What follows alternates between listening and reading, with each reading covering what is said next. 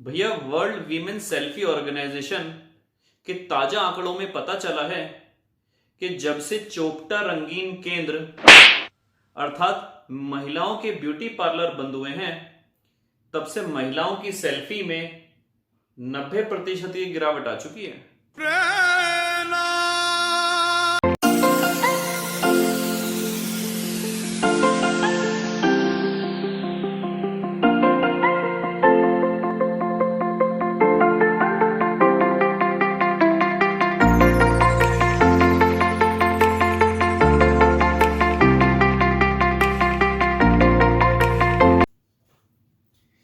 Good morning India. कैसे हो बच्चों?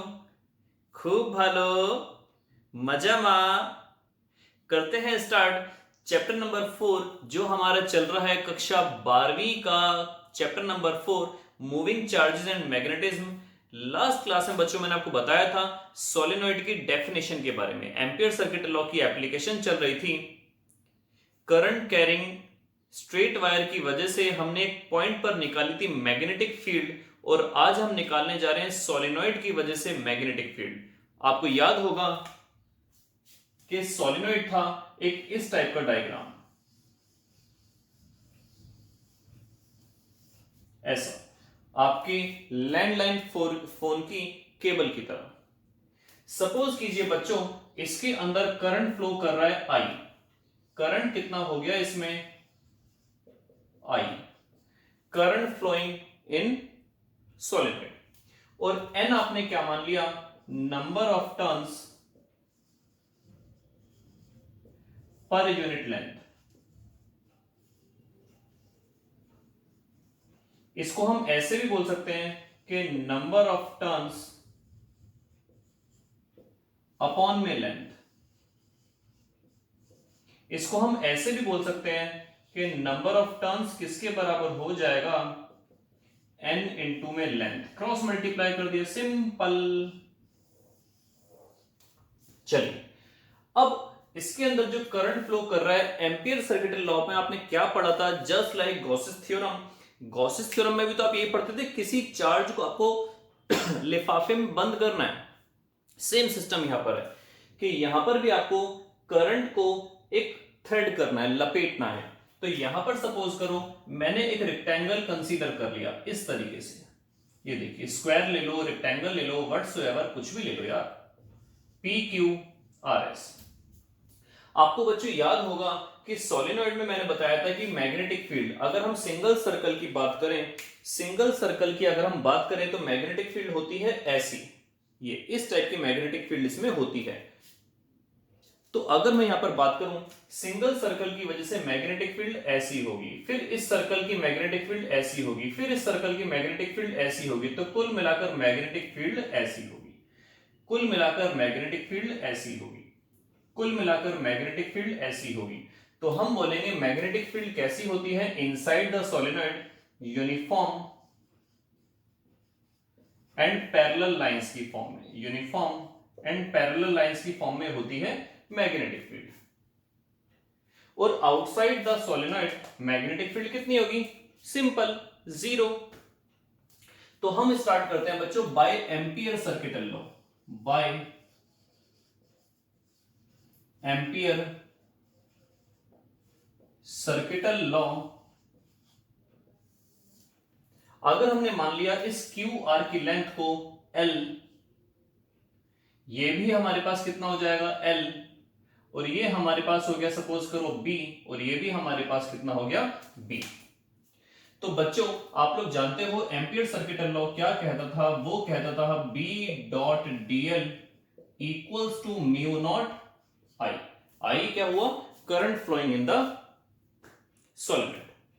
अब देखो ये बी डॉट डीएल हमारे पास चार अलग अलग लेंथ है, ये वाला, ये वाला, ये वाला और ये वाला। तो हम इस बी डॉट डीएल को इसी तरीके से कन्वर्ट कर देंगे। हमने लिया बी डॉट डीएल, पहले कहां से कहां तक? क्यू से लेकर आर तक, क्यू से लेकर आर तक, plus B dot DL R से लेकर एस तक, plus B dot DL S से लेकर पी तक, और plus B dot DL P से लेकर क्यू तक, और ये हमारे पास होगा mu naught into total current.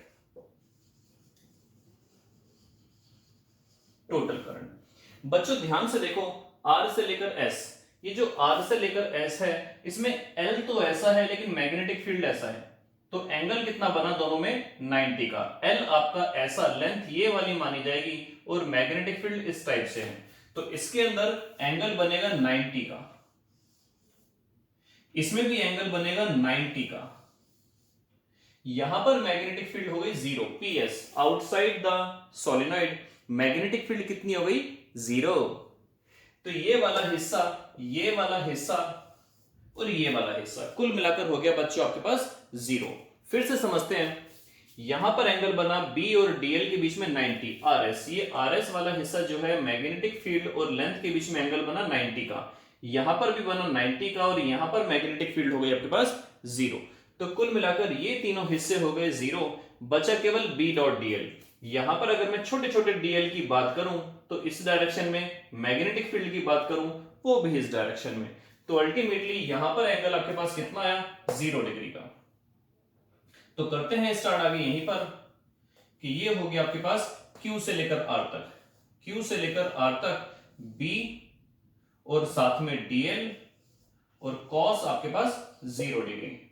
Total current, इस हिस्से ने कितना करंट घेरा हुआ है बच्चों, करंट तो आई घेरा हुआ है, लेकिन इस हिस्से ने छल्ले कितने घेरे हुए हैं, ये ध्यान देने वाली बात है।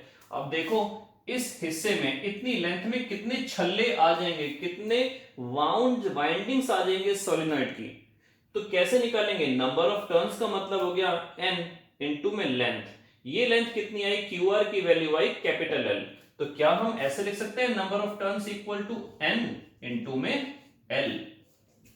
तो आपने यही लिखा कि म्यू नॉट, टोटल करंट के लिए आपने लिखा टोटल टर्न्स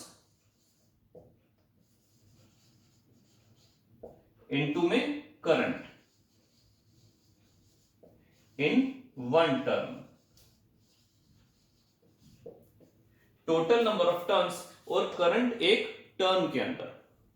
यहां पर ध्यान से देखिए cos 0 की वैल्यू 1 हो गई, मैग्नेटिक फील्ड कांस्टेंट है सोलेनॉइड के अंदर हर जगह, तो मैग्नेटिक फील्ड वाला जो पार्ट है उसको हम निकालेंगे बाहर, मैग्नेटिक फील्ड वाला पार्ट जो है उसको हम निकालेंगे बाहर, तो मैग्नेटिक फील्ड बाहर आ गया, आपके पास बचा अंदर DL।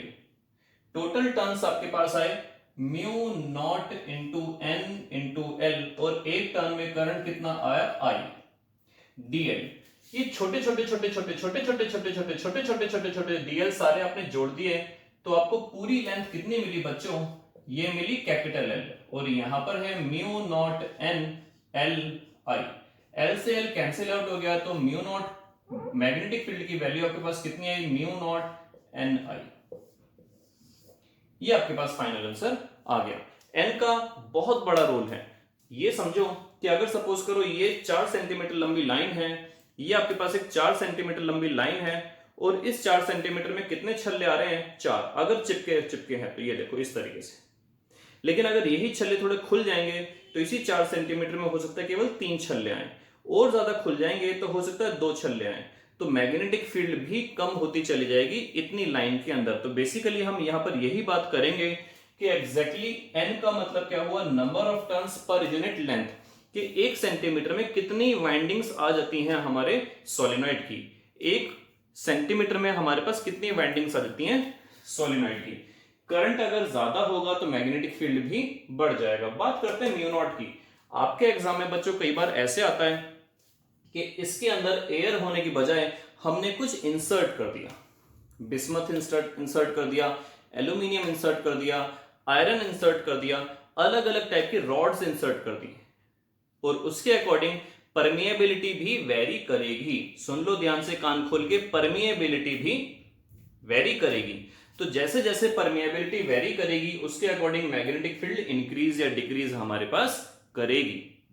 तो डेरिवेशन को एक बार फटाफट सम अप करते हुए देख लेते हैं दोबारा कि इतने हिस्से में मैग्नेटिक फील्ड होगी, यहां पर नहीं होगी, और यहां पर कितना एंगल बनेगा 90 का। कितना एंगल बनेगा बच्चों 90 का। तो आपके पास केवल ये वाला पोर्शन है जो मैग्नेटिक फील्ड के अंदर रखा हुआ है। तो इसका डॉट डीएल जो हमारे पास आया वो बीएल आ गया। म्यू नॉट इंटू में करंट के साथ साथ हमने देखा कितने छल्ले एनक्लोज्ड करे हुए हैं इस लाइन में। तो कितने छल्ले एनक्लोज करे हुए हैं एन, और लेंथ की वैल्यू हो गई कैपिटल एल। एल से एल कैंसिल आउट हो गया, बी इक्वल्स टू आता है म्यू नॉट एन आई।